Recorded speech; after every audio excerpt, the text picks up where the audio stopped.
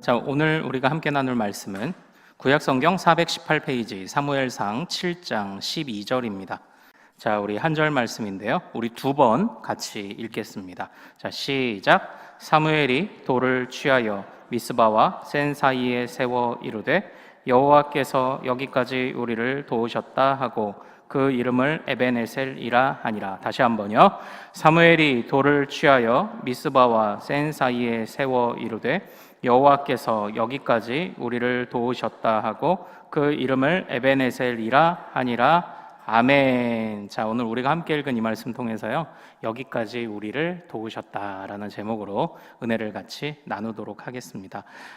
오늘도 우리에게 또 이 하루를 또 은혜로 말씀으로 마무리하게 하신 또 주님을 또 찬양하기를 원합니다. 또 우리가 오늘 하루의 수고를 또 우리의 노력을 열매 맺게 하시는 또 주님을 기대하는 또 우리의 또 하루가 되기를 소망합니다. 오래전 그 한 소년이 있었습니다. 영국에 18세기를 살던 한 소년이 있었습니다. 이 소년은요, 그 당시에 영국이 그러했던 것처럼 아주 가난한 그런 생활을 하게 되었습니다. 그런데 게다가 또 아버지까지 어릴 때 일찍 돌아가시는 바람에 이 소년이 일찍이 생활전선에 뛰어들 수밖에 없었습니다. 그래서 아주 어려운 곳 변두리 출신이지만 어머니가 가서 기술이라도 배워오라고 영국의 수도인 런던으로 보냈던 거예요. 어머니의 바람은 그 당시에 아마도 사람들이 어려워도 하는 게 뭔가요? 이발, 머리는 계속 잘하잖아요. 그러니까 이발은 할 것이다. 그래서 이 아이가 이발사가 되기를 바랬습니다. 그런데 안타깝게도 이 소녀는 17살에 런던에서 유명한 조직폭력배가 됩니다. 조폭에 들어간 거예요. 이 소년이 17살에 조직폭력배의 일원이 돼서 그곳에서 했던 일이라고는 가난한 사람들을 더욱 착취하는 것, 그리고 더욱더 사람들을 괴롭히는 것을 낙으로 살았습니다. 자기를 무서워하고 괴로워하면 그것을 희열로 느끼며 살았던 것이 이 17살 소년이었어요. 그런데 어느 날 그 당시에 유명한 목사님, 이름은 들어보셨죠? 조지 휘필드라는 우리 감리교 목사님이신데요. 조지 휘필드 목사님의 집회가 열린다는 소리를 듣고 집회를 회방하고자 그곳에 친구들과 함께 참여를 합니다. 그랬다가 그 조지 휘필드 목사님의 설교에 우연히 귀를 기울이게 되는데, 그때 조지 휘필드 목사님이 하셨던 설교가 바로 이 본문이었습니다. 우리 첫 번째 화면을 좀 한번 볼까요? 같이 읽습니다. 시작. 요한이 많은 바리새인들과 사두개인들이 세례 베푸는 대로 오는 것을 보고 이르되 독사의 자식들아, 누가 너희를 가르쳐 임박한 진노를 피하라 하더냐. 아멘. 세례 요한의 고백이죠. 독사의 자식들아, 누가 너희를 가르쳐 임박한 진노를 피하려 하느냐. 아브라함이 너의 조상이라고 자랑하지 말아라 라는 이 말씀으로 우리 조지 휘필드 목사님이 설교를 하셨습니다. 그런데 처음에 이 소년은요, 이 집회를 회방하러 갔는데 이 목사님의 이 말씀에 가슴이 쿵 하고 내려앉는 것을 경험하게 되었습니다. 그래서 17살에 회개를 하고 모든 조폭 생활을 청산하게 됩니다. 그리고 배운 적이 없었던, 그러니까 집안이 어려워서 일찍이 생활전선에 나서니까 배운 적이 없잖아요. 열심히 독학으로 공부하여 신학교에 들어가고, 그렇게 23살에 이제 목사가 되어 사역을 하기 시작을 했다고 합니다. 이 이야기는요, 우리가 잘 아시는 찬송가 28장 복의 근원 강림하사라는 그 찬송가의 가사를 쓰신 로빈슨이라는 목사님의 일화입니다. 이 로빈슨 목사님이 활동하시던, 그러니까 1750년경, 그러니까 18세기 영국은 상황이 굉장히 좋지 않았습니다. 그래서 우리 다음 화면을 한번 좀 볼까요? 네, 자, 여기 사람들이 관에 누워 있습니다. 자, 그런데 죽은 사람인가요? 산 사람인가요? 네, 산 사람입니다. 저게 18세기 영국의 가난한 자들이 자던 여관입니다. 그러니까 노동자들이, 그러니까 이게 산업혁명이 막 이렇게 태동을 하니까요. 그러니까 공장이 세워지고 증기기관은 돌아가는데 시골에서 수많은 노동자들이 오잖아요. 그러니까 일감은 적은데 사람은 넘쳐나니까 아주 적은 월급을 주고도 사람을 부릴 수 있었던 겁니다. 그런데 너무나도 가난해서 저렇게밖에 길거리에서 잘 수가 없는 거예요. 저렇게 겨우 비를 피할 수 있는 정도의 저렇게 관을 만들어 놓고 저기 들어가서 자는 겁니다. 저기서 자는 건 그나마 다행입니다. 저보다도 더 가난한 사람은 어떻게 잤을까요? 자, 다음 화면 한번 볼까요? 이렇게 잤습니다. 여관에 이렇게 줄을 매달아 놓고 줄에 몸을 걸치는 것이.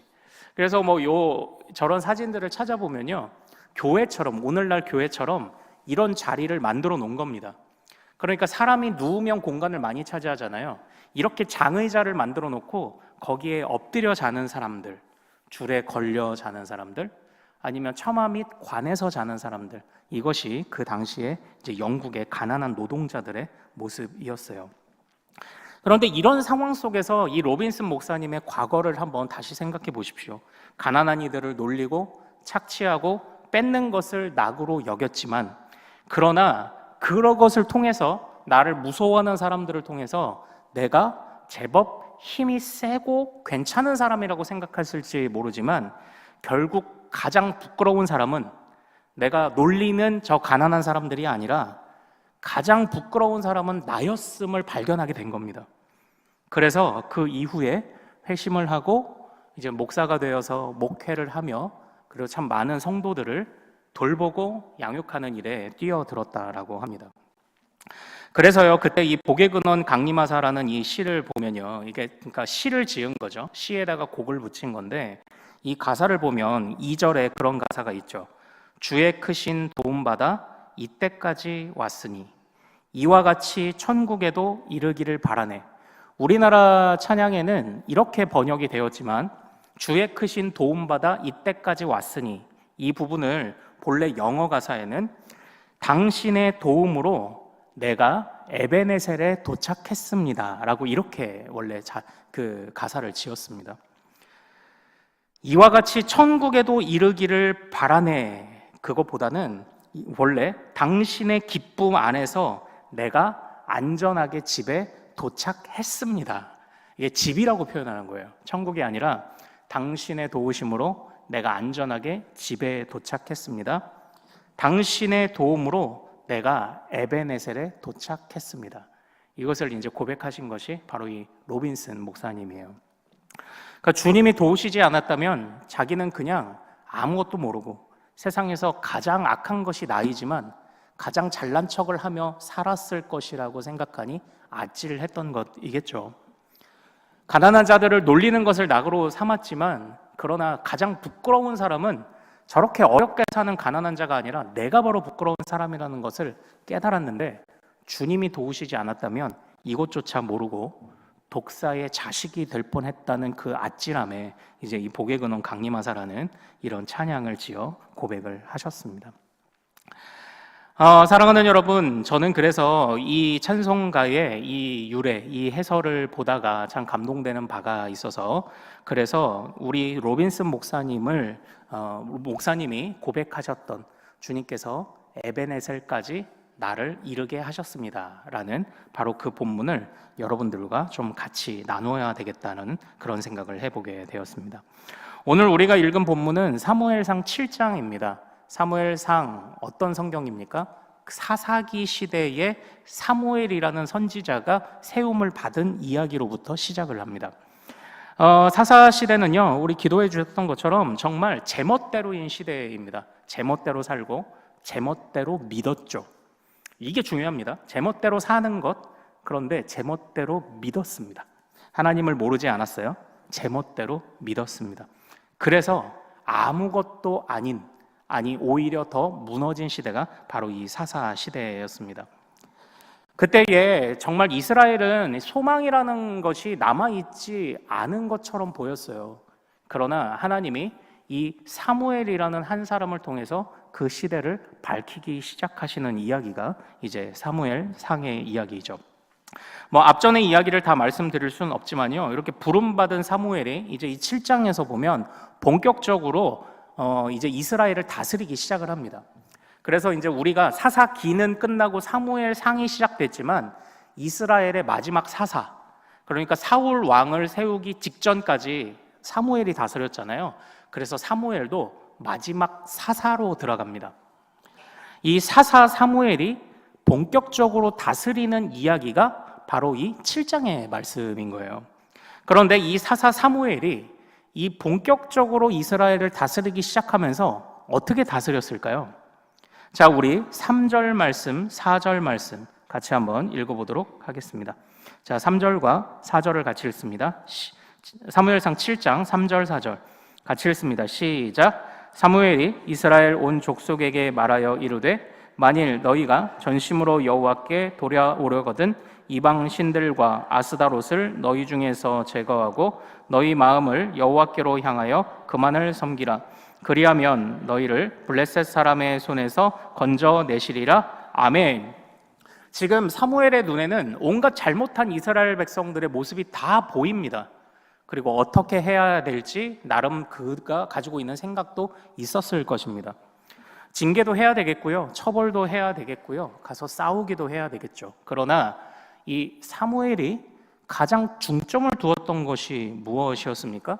여호와께로 돌아오도록 호소하는 것이었습니다. 여호와께 돌아오다. 여기서 3절에서 여호와께 돌아오려거든, 이 돌아오려거든이라는 표현이 말 그대로요 유턴이란 뜻입니다.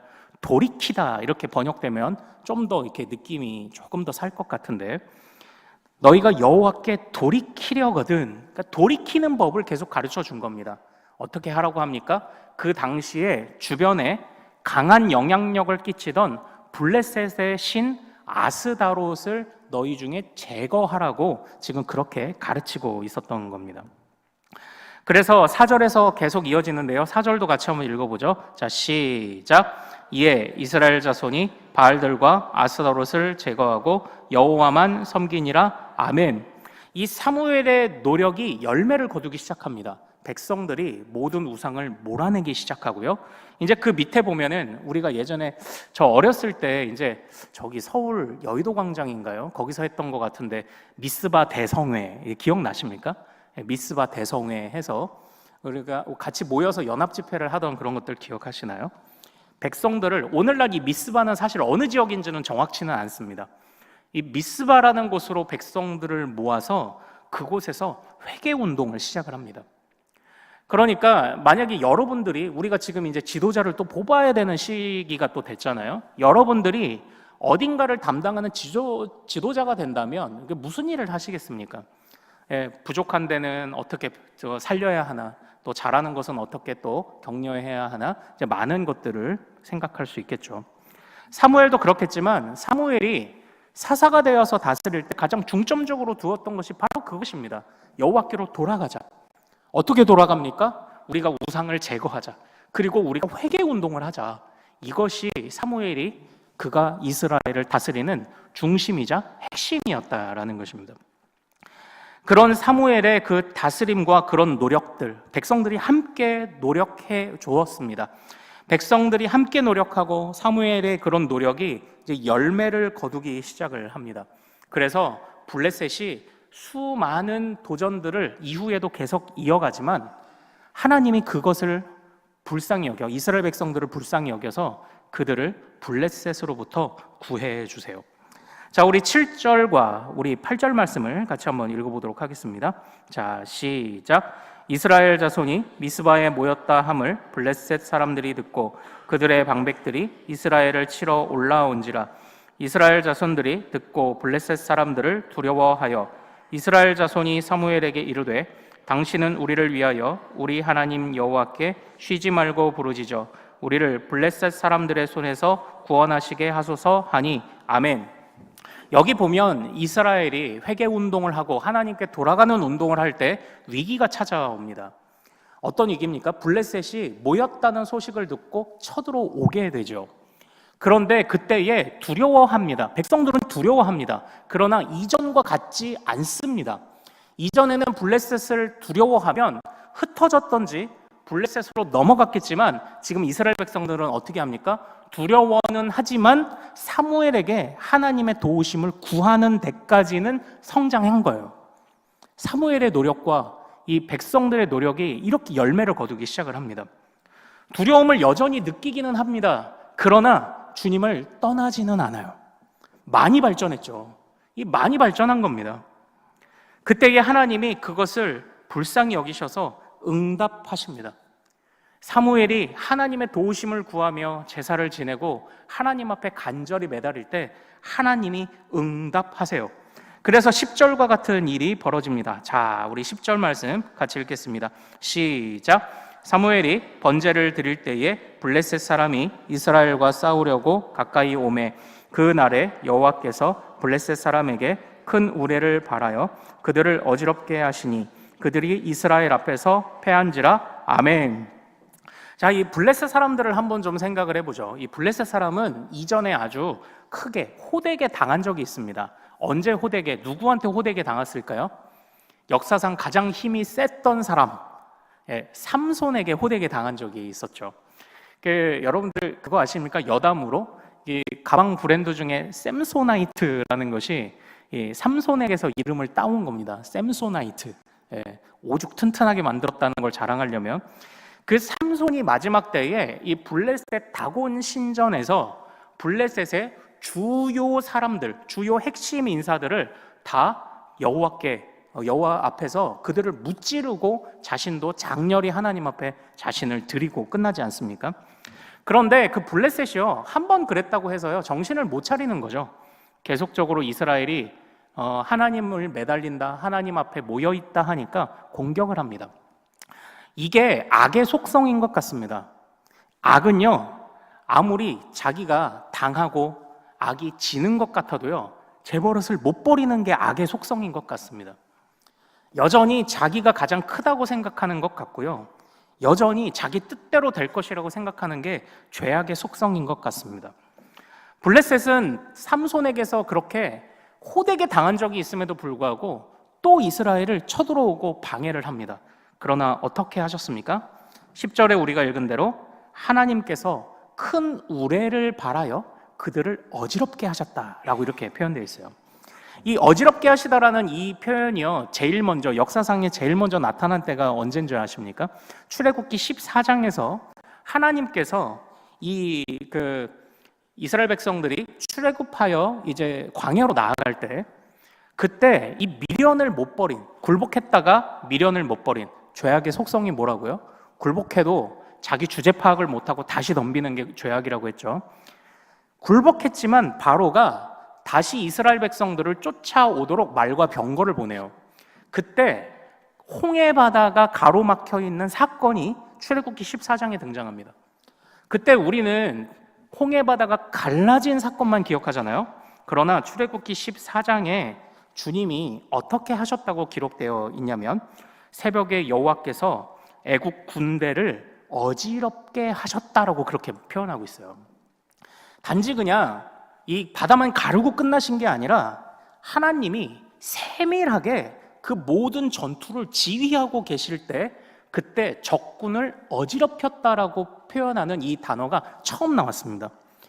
그 표현 그대로 지금 마치 이스라엘 백성들을 꽁꽁 사로잡고 있던 이 죄악의 이 못된 것들, 그 우상 숭배와 그리고 블레셋에 주눅 들어있는 이런 모습들을 주님이 홍해 바다 속에 애굽 군대를 수장시키듯이 지금 이 블레셋을 어지럽게 하시는 거예요. 하나님이 그의 백성들을 도우시기 시작하는 겁니다. 다시 말하면 이 블레셋이라는 어떻게 보면 이게 또 다른 그 악의 세력에 거기서 다시 탈출하도록 지금 주님이 돕고 계신 겁니다.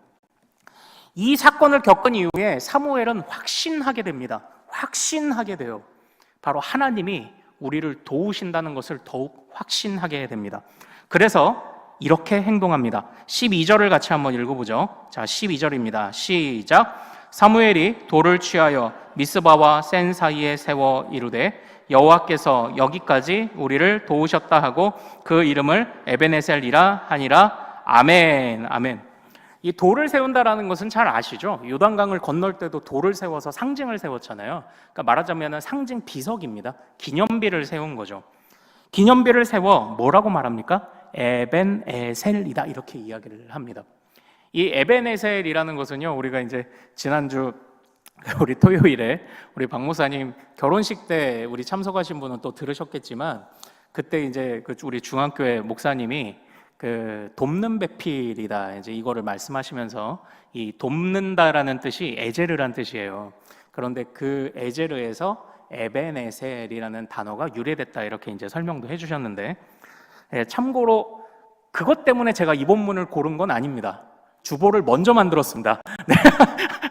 네, 어쨌든 이 에제르라는 단어가 특징이 있어요. 이 에제르라는 단어는 그러니까 이 우리가 돕는 배필을 이해할 때도 이 에제르의 원래 어원을 잘 이해를 해야 되는데, 이 에제르라는 단어는 우리 보통 뭐 아내를 돕는 배필이다 하면은 그냥 남편은 머리고 아내는 돕는 배필이 돼서 뭔가 한 걸음 뒤에 또는 남편보다 조금 더 못한 권위를 가지고 있는 듯이 그냥 잘 도와주기나 해, 이런 것 같은 존재처럼 인식되지만 절대 그렇지 않아요.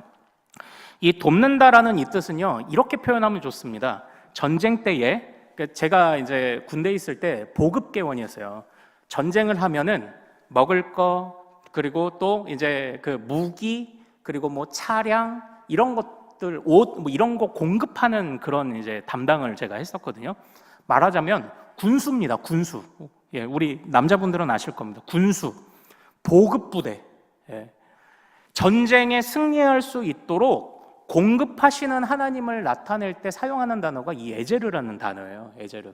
그래서 이제 돕는 배필 하면 원래는 그 돕는 배필이 아니라 에제르 크네그도 해서 헬퍼, 그런데 수터블, 꼭 맞는 돕는 자, 세상에서 승리하기에 꼭 맞는 도움을 주는 자가 아내다. 이게 이제 그 돕는 배필이라는 뜻입니다. 이게 수터블 헬퍼라고 합니다. 에제르 크네그도라고 하는데, 이제 그것이 이 에제르가 하나님이 영적 전쟁에서 승리할 수 있도록 하시는 모든 공급과 도움을 말하는 단어가 이 에제르인데, 지금 이 사무엘이 그것을 경험한 겁니다. 하나님이 도우셨다요. 하나님이 도우셔서 우리로 하여금 이 영적 전쟁에서 승리하게 하셨다라는 것을 기념비를 세워서 지금 에베네셀이라 이름을 부르며 그 기념비를 세워서 후대에 그것을 널리 기념하고 전하게 하는 것이죠. 사랑하는 여러분, 여기에서 우리는요 두 가지를 보게 됩니다. 지금 사무엘도, 이스라엘 백성도요 사실 치열하게 노력하고 있어요. 사무엘도 노력하고 있습니다. 사무엘은 또 어떤 사람이었습니까? 이 사무엘은요, 우리가 한나의 기도를 알죠. 정말 이 엘리 제사장이 사무엘의 어머니를 볼 때 당신 술 취했어? 라고 할 만큼 진짜 한 아들을 갖고 싶어서 기도를 하던 그 어머니의 기도로 태어난 아들입니다. 그런데 이 한나가 그렇게 어렵게 얻은 아들을 하나님께 바치잖아요. 그래서 그 젖대고 바로 성전에서 키워지는데, 중요한 건 사무엘상 2장에 가보면 어떤 이야기가 있냐면, 지금 이스라엘 백성들의 영적 상태를 보여주는 듯이 이스라엘 백성을 담당하고 있는, 영적인 책임을 지고 있는 엘리가 그냥 항상 조는 모습이 나옵니다. 항상 졸아요. 그리고 그 엘리가 성전을 지키지 않아요. 항상 졸아요. 자기 처소에 있어요. 그러나 여호와의 등불은 아직 꺼지지 않았다는 말씀과 함께 누가 등장하냐면 여호와의 성전 안을 지키던 어린 사무엘이 등장하기 시작을 합니다. 그러니까 이 사무엘이라는 사람은 얼마나 노력을 많이 하는 사람입니까? 물론 부모의 의지에 의해서 바쳐졌지만 본인도 엄마 보고 싶어라고 맨날 울고 했던 것이 아니라, 그 당시에 영적인 책임을 지는 제사장도 눈이 어두워서 하나님의 터전을 지키지 못하고 백성들을 가르치지 못하고 있을 때 어린 사무엘이 그곳에 등불을 밝히고 있었던 자였다는 겁니다. 사무엘은 굉장히 노력하는 사람이에요. 굉장히 하나님을 사랑하는 사람이었고 굉장히 하나님을 노력하던 그런 사람이었습니다. 그러나 그런 사무엘이 지금 무엇을 말하고 있는 겁니까? 나도 노력을 했는데 사실은 내 노력은 아무것도 아닌 것이라고 말하고 있는 것 같습니다. 하나님이 도와주셨다. 그러니까 지금 정상적으로 우리식대로 이제 한다면요, 우리식대로 한다면 이게 그렇게 되는 겁니다. 하나님의 은혜도 은혜니까 기념비 하나 세우고 이제 그 당신을, 나를 위해서도 기념비를 하나 세워야 되는 거죠. 이게 솔직히 인간적인 마음 아닙니까? 인간적인 마음이죠. 안타깝게는 제가 이제 우리 경동노회 안에서도 그런 비슷한 교회의 사례를 하나 좀 들어봐서 좀 안타까움이 있습니다. 예. 그 교회를 설립하신 분이 끊임없이 이제 자기 이름을 어딘가에 새겨주기를 바라는 이제 이런 이야기들로 교회에서 고집을 부리시다가 분란이 나는 이런 이야기를 듣는데 아주 그냥 아찔하더라고요.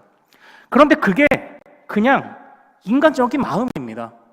그러나 지금 사무엘은 누구만을 높이고 있습니까? 오직 하나님이에요. 사무엘이 노력 안 했나요? 사무엘이 손 놓고 있었나요? 아니요. 누구보다 열심히, 누구보다 치열하게 노력했습니다. 그러나 지금 사무엘은 무엇을 고백하고 있는 겁니까? 바로 하나님의 도우심만을 고백하고 있어요.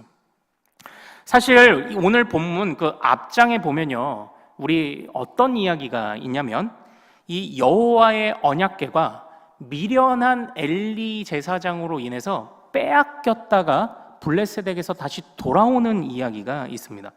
자, 우리 5장으로 가겠습니다. 5장 4절에서 7절을 가보죠. 5장 4절에서 7절.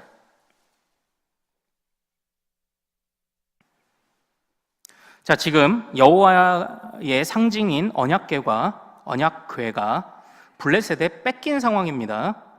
자, 4절부터 우리 7절까지 같이 읽습니다. 시작. 그 이튿날 아침에 그들이 일찍이 일어나 본즉 다곤이 여호와의 궤 앞에서 또다시 엎드러져 얼굴이 땅에 닿았고 그 머리와 두 손목은 끊어져 문지방에 있고 다곤의 몸뚱이만 남았더라. 그러므로 다곤의 제사장들이나 다곤의 신전에 들어가는 자는 오늘까지 아스돗에 있는 다곤의 문지방을 밟지 아니하더라. 여호와의 손이 아스돗 사람에게 엄중히 더하사 독한 종기의 재앙으로 아스돗과 그 지역을 쳐서 망하게 하니 아스돗 사람들이 이를 보고 이르되 이스라엘 신의 궤를 우리와 함께 있지 못하게 할지라. 그의 손이 우리와 우리 신 다곤을 친다 하고 아멘. 지금 이게 무슨 말이냐면 그 당시에는 전쟁을 승리하면 그 승리한 나라의 신이 더 강력하다고 믿는 겁니다. 그래서 상대방 신의 물건을 가져와서 승리한 나라의 신전에 전리품으로 보관하는 관례가 있었어요. 그러면 일반적으로 뭐 다른 나라를 무찔러서 전리품을 가져왔다 그러면 어떤 일이 일어납니까? 그냥 그곳에 잘 있습니다. 그러나 여호와를 상징하는 언약궤를 이 블레셋 다곤 신전 안에 두었을 때 어떤 일이 일어나요? 그 다음 날이 오니까 그 머리와 손목이 끊어져서 다곤 신상이 엎어져 버린 겁니다. 그러니까 좀 크게 만들었겠습니까? 이 다곤 신상을 뭐 오늘날 뭐 요만하게 만들었을까요? 아니에요. 어마어마하게 크게 만들었을 건데 그 신상이 엎드러져서 손목이 끊어지고 머리와 손목이 끊어져 있어요. 이 머리와 손목이 끊어져 있는 이게 무엇을 상징하는지 아십니까? 이게 포로를 그렇게 취급해요. 포로를 데려갈 때 손목을 끊어서 데려간다고요. 어디를 불구를 만들어서 데려간다고요. 왜냐? 반항하지 못하게 하려고. 그런데 지금 이 블레셋은 이 이스라엘 백성들에게서 승리를 거둬 여호와를 우리가 이겼다고 생각하고 데려왔지만 웬걸? 반전이 일어나죠. 아닙니다. 하나님은 지신 적이 없는 거예요.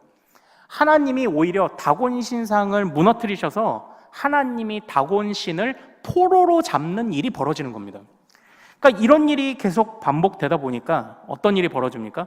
드디어 이 블레셋의 여러 마술사들, 술사들을 데려다가 이렇게 한번 알아보니까 안 되겠다. 이거 빨리 돌려보내야 되겠다 그래요. 그런데 이 돌려보낼 때 어떻게 돌려보내는지 보세요. 자, 사무엘상 6장으로 가겠습니다. 6장 10절에서 12절로 가죠.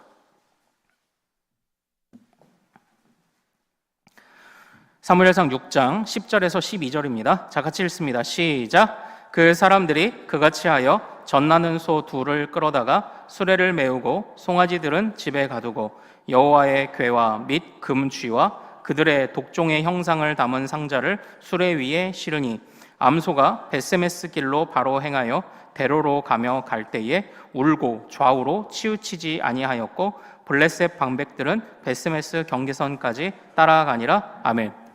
이 언약궤를 그 소에게 메워서 소의 수레에 실어서 이제 보내는데 방향을 설정한 게 아니에요. 사람이 따라가는 게 아닙니다. 소가 그냥 걸어가도록 두는 겁니다. 그런데 그때 어떤 소라고 합니까? 젖 나는 소. 그러니까 이 새끼를 출산한 지 얼마 안 되는 소예요. 그러니까 이 부분을 저희가 배울 때 이제 교수님이 자기 어린 시절에 소 키웠던 이야기를 들려주시는데, 소는 모성애가 그렇게 많은 동물이라고 합니다. 그래서 이 젖나는 소, 새끼를 낳은 소가 새끼와 떨어지는 것은 사실은 상상할 수 없는 일이죠. 새끼와 항상 있기를 원하고요. 그런데 이 소가 자기 의지대로 새끼에게도 갈 수 없는 거예요. 자기 집으로 갈 수 없는 거예요. 발걸음을 누군가가 인도해 주는 것처럼 울며 가는 겁니다. 바로 이러한 일들을 통해서 성경은 무엇을 보여주고 있습니까? 하나님은 하나님 그 자신의 이름의 영광과 하나님의 나라를 스스로 지키고 계시다는 걸 보여준 거예요. 이스라엘 백성들은 그걸 몰랐지만 사무엘은 그걸 알았죠. 사무엘도 엄청 노력하는 사람이었습니다. 애를 쓰는 사람이었습니다. 그러나 하나님의 인도하심이 아니라면 자신의 노력이 아무런 쓸데가 없을 것이라는 것을 알았던 사람입니다. 그래서 하나님께 감사하고, 나를 기념하는 게 아니죠. 나도 노력했지만 나를 기념하지 않습니다. 하나님을 기념하는 겁니다. 사랑하는 여러분, 복의 근원 강림하사라는 이 찬양을 지은 로빈슨 목사님을 말씀드렸잖아요. 이 로빈슨 목사님이 이 복의 근원 강림하사, 주님의 도우심으로 내가 에베네셀에 왔습니다. 주님의 기쁨 안에서 내가 집에 왔습니다. 안전하게 집에 왔습니다라고 하는 이 고백이 어느 시기에 작사되었는지도 사실 중요합니다. 이게 성령 강림절에 지은 찬송인 거예요. 성령 강림절. 그러니까 저는 이 이야기들을 이렇게 보면서요, 느끼는 바가 있었습니다. 성령 충만하길 바라잖아요. 성령 충만한 사람은 어떤 모습입니까? 막 기적도 좀 행하고, 기도도 막 몇 시간씩 하고 그런 건가요? 좋은 모습들이 물론 많이 있을 겁니다. 그러나 적어도 이 로빈슨 목사님이 이해하는 성령 강림절에 무엇을 고백해야 될까? 성령 충만한 사람이 뭘까를 이 찬송을 통해 보여주신 것 같습니다. 바로 주님만이 모든 복의 근원이심을 기억하며 감사를 고백하는 것이 성령 충만한 사람이라고 말씀하시는 것 같아요. 성령 충만한 사람은요, 다른 것에 있지 않아요. 감사하는 사람입니다. 하나님의 은혜를 알고 감사하는 사람이에요. 성령은 다른 일을 하시지 않죠. 하나님을 알게 하시는 거죠. 그래서 성령 충만한 사람은 하나님을 압니다. 하나님의 일하심을 압니다. 그리고 나의 부족함을 압니다. 그 하나님 앞에서 하나님을 알고 그 깨달은 하나님 앞에서 나의 부족함을 알며 하나님께서 나를 도와주시지 않으셨다면 나는 여기까지 올 수 없었습니다를 이 성령 강림절에 고백을 하셨다고요. 그러니까 이 로빈슨 목사님이 이해하는 성령 충만은 무엇이다? 성령 충만한 사람은 어떻게 한다? 감사하는 사람이에요. 하나님의 인도하심을 구하며 하나님의 인도하심을 신뢰하며 지나간 날들 은혜를 잊지 않는 자가 바로 성령 충만한 자라고 이 로빈슨 목사님이 말씀하시는 것 같습니다. 사랑하는 여러분, 이제 5월이 이번 주로 마지막이죠. 이제 6월입니다. 6월. 그러니까 우리가 그런 이야기를 하지 않습니까? 이제 6월만 지나면 올해 벌써 절반이 지나는 거예요. 그러니까 우리가 보통 전반전이 끝나면, 아직 이제 6월이 남았지만 전반전이 끝나면 후반전까지 하프타임이라는 것을 갖지 않습니까? 어떻게 보면 이 6월이 하프타임과 같은 그런 시간이 또 되지 않을까라는 생각을 합니다. 여러분들은 6월을 어떻게 보내실 생각이신가요? 참고로 여러분들, 제가 한화 이글스 팬이라는 것은 여러분들이 잘 아실 겁니다. 그런데 한화 이글스가 지난번 12연승을 했습니다. 약 20년인가요? 10몇 년 전에 14연승을 한 이후에 그 정도로 연승을 해본 적이 없는데 12연승을 하다가 할 때 모두가 기대를 했죠. 그러나 안타깝게도 12연승 이후에 5연패를 당하며 한화가 이전 기록을 깨지는 못했습니다. 그런데 이 한화가 좀 달라졌어요. 달라진 게 뭐냐면 작년에 신인으로 올라왔던 투수들이 올해 굉장히 잘해주고 있어요. 근데 인상적인 기억에 나는 장면이 뭐냐면 작년에 이 고등학교를 갓 졸업한 신인 투수가 이제 공을 던졌는데 막 안타 맞고 홈런 맞고 이러니까 고개가 쭉 늘어지고 있어요. 그럼 그때 어떡합니까? 코치나 포수가 이 투수가 있는 마운드로 한 번씩 올라갑니다. 올라가서 뭐라고 했을까요?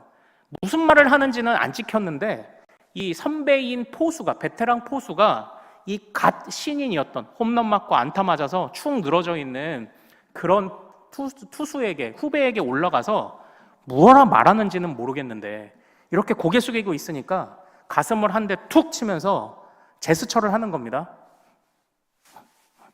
무슨 뜻이에요? 어깨 피라는 거예요. 이렇게 하는 거예요. 야, 주눅 들지 마. 어깨 펴. 예, 어깨 펴. 이제 선배들의 그런 것들이 있는 거죠. 또 이제 한화가 이렇게 계속 5연패를 하다가 보니까요. 우리 베테랑 선수 류현진이 전체 선수단을 중간에 클리닝 타임이라고 있거든요. 그때 소집해가지고요. 동그랗게 세워가지고 서로 어깨 동무하고 또 으쌰으쌰 해주고 있더라고요. 그러니까 그런 것 보면서요. 사실 우리는 지난 우리의 반년의 모습을 이제 생각하면서 아쉬움도 있을 겁니다. 또는 서러움도 있을 것이고 이해되지 못하는 일들에 낙심도 했던 순간들도 떠오르실 것입니다.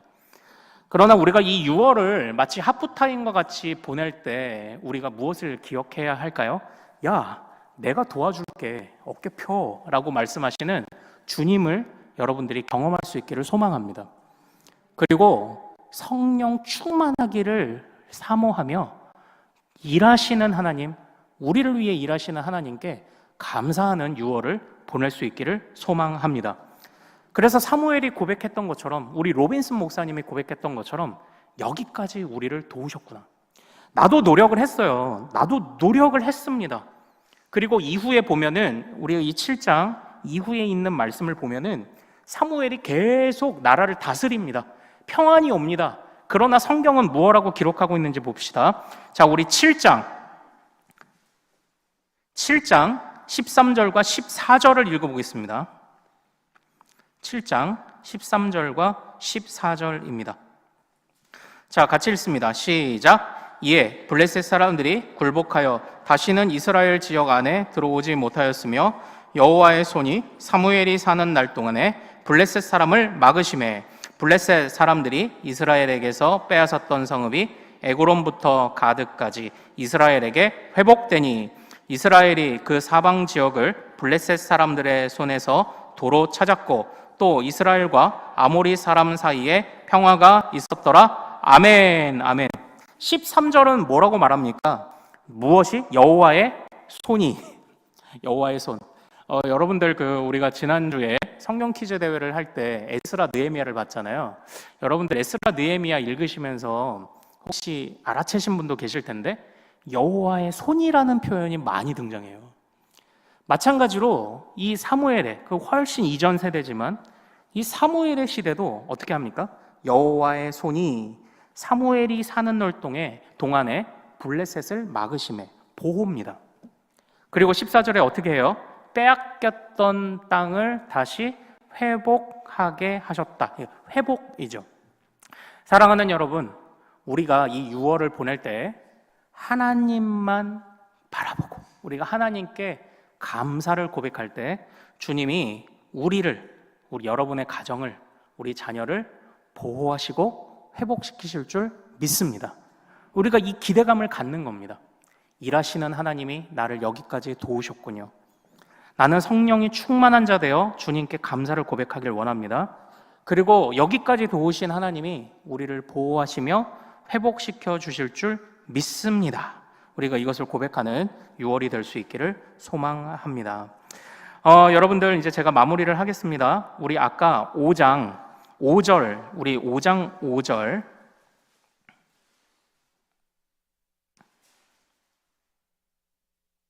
5장 5절을 가서 읽고 좀 맞춰보도록 하죠. 자, 5장 5절입니다. 시작. 그러므로 다곤의 제사장들이나 다곤의 신전에 들어가는 자는 오늘까지 아스돗에 있는 다곤의 문지방을 밟지 아니하더라. 아멘. 그러니까 아까 빼앗긴 언약궤가 전리품인 줄 알았는데 오히려 하나님이 다곤 신상을 무너뜨리셔서 문지방 위에 엎드려서 머리와 손이 잘라지게 하셨다라고 되어 있잖아요. 그래서 그때부터 블레셋 사람들에게 트라우마가 생기기 시작한 겁니다. 문지방을 밟지 않는 트라우마가 생긴 거예요. 그러니까 문지방을 밟을 때마다 우리 다곤신이 졌어를 계속 생각나게 했던 것 같습니다. 그래서 문지방을 밟지 아니하더라예요. 그러니까 다시 말하면 뭡니까? 계속 그 장면을 기억한다는 뜻입니다. 이방인들도 하나님의 역사를 경험하고는 하나님을 기억합니다. 물론 좋은 쪽은 아니겠죠. 우리 다곤신이 졌어라는 것을 기억하죠. 그것이 뇌리에 깊숙이 박혀서 문지방을 밟지 않는 행동으로 나타납니다.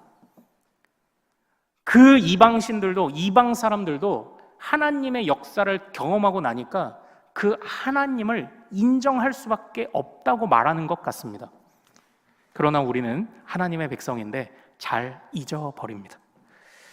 그러나 우리는 하나님의 백성이면서도 하나님의 지나간 모든 일하심과 또 하나님이 걸음걸음 이끌어 주셨던 우리의 행적 가운데 감사를 고백해야 하는 우리의 지난 날들을 잘 잊어버리죠.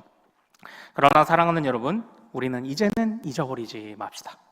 우리가 가슴에 새기고 그리고 우리 머리에, 우리 뇌리에 정말 깊이 하나님의 은혜를 깊이 묵상함을 통하여서 우리는 잊어버리지 않는, 그러니까 이 블레셋은 지금 트라우마가 되었지만 우리는 좋은 의미에서 하나님의 은혜를 잊지 않고 이 6월을 맞이하고 또 6월을 살아가는 주의 백성들 되기를 소망합니다. 감사를 고백하는 6월, 그리고 보호하심과 회복하심을 경험하는 6월이 되기를 소망합니다. 자, 우리 찬양하고 기도하죠. 복의 근원 강림하사.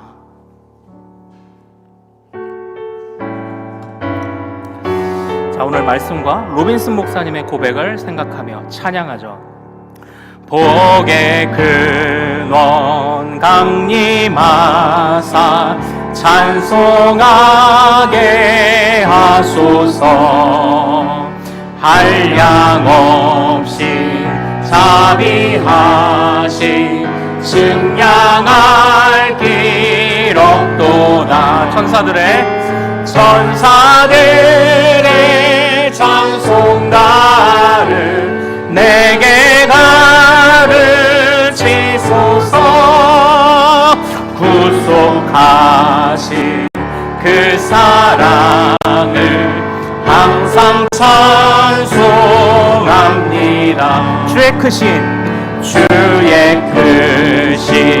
도움마다 이때까지 왔으니 이와 같이 천국에로 이르기를 바라네. 하나님의 품을 떠나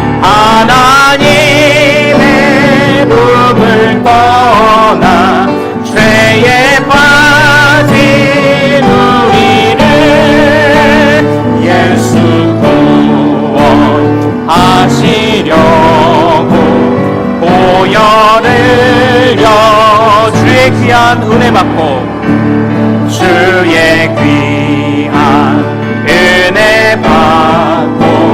일생 빚진 자 되네. 주의 은혜 사슬 되사 나를 주께 매소서. 우리 마음은 연약하여 범죄하기 쉬우니 하나님이 받으시고 천국인을 주의 귀한 은혜 받고 3절 주의 귀한 은혜 받고 일생 빚진 자 주의 은혜 사슬되사 주의 은혜 사슬되사 나를 주께 우리 마음은 연약하여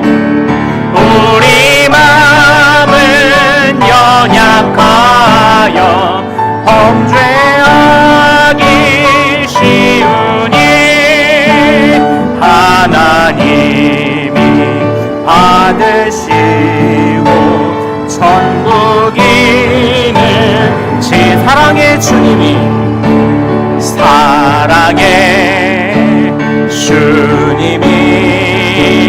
날 사랑 모습 이대로 받으셨네. 사랑의 주님이, 사랑의 주님이 날 사랑하듯이 나도 널 사랑하며 섬기리. 다시 한번, 사랑의 주님이 날 사랑하시네. 사랑의 주님이 날 사랑하시네. 내 모습 이대로 받으셨네.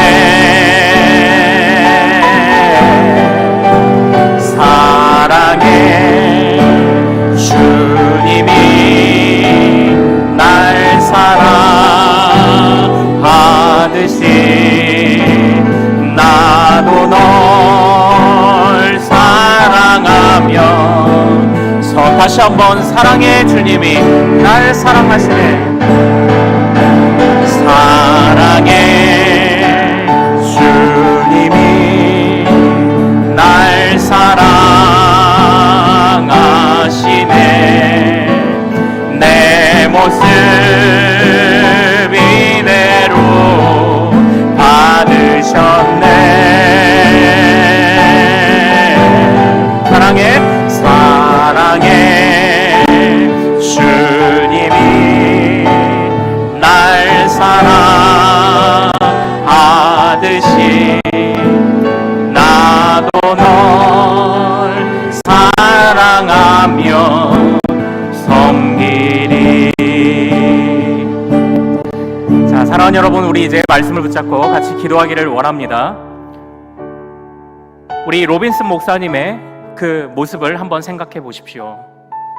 정말 자기가 동네에서 주름 잡는 사람이 되어서 가난한 자들, 그리스도인들, 정말 사람들을 괴롭히며 자기 힘 자랑하고, 그렇게 하면 자기가 무언가 좀 된 사람인 것 같았고, 그러나 하나님의 말씀 앞에서 자신이 얼마나 못난 자이고 독사의 자식과 같이 얼마나 못된 자인지를 깨닫는 순간, 하나님의 은혜 아니면, 하나님의 도우심 아니면 나는 여전히 시정잡배와 같이 그렇게 살았을 것입니다를 고백했던 바로 로빈슨 목사님과 같이, 하나님, 주님이 도우시지 않았다면 지난 1월부터 5월을 보내기까지 우리의 삶이 어려운 것도 많았고, 그리고 우리도 그 안에 나름대로 노력을 했지만, 그러나 주님이 도우시지 않았다면 우리는 여기까지 오지 못했을 것입니다.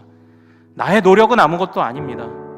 나의 불평은 정말 미련하고 괜한 짓이었습니다. 하나님이 여기까지 도우셨습니다. 에베네셀로 도우셨습니다.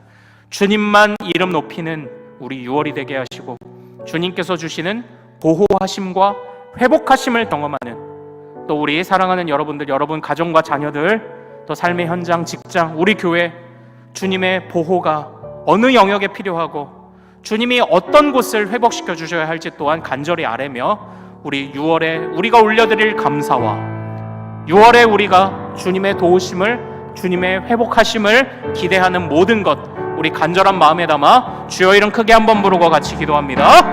주여!